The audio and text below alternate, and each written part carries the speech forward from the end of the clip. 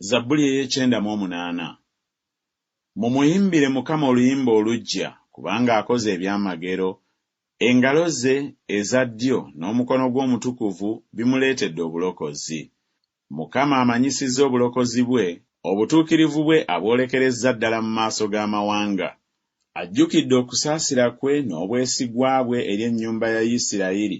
Enkomerero zonna ez'ensi zirabye obulokozi bwa Katonda waffe.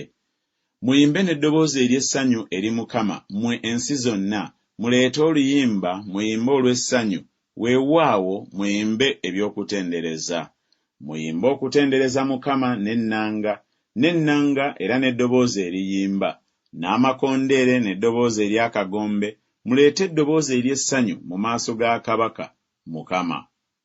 Ennyanja ewuume n'okujjula kwayo, ensi zonna n'abo abazituulamu, amazzi gakube mu ngalo, ensozi ziyimbire wamu olw'essanyu mu maaso ga Mukama, kubanga ajja okusalira ensi omusango. Alisalira ensi emisango egy'ensonga, aliramula amawanga n'obutuukirivu.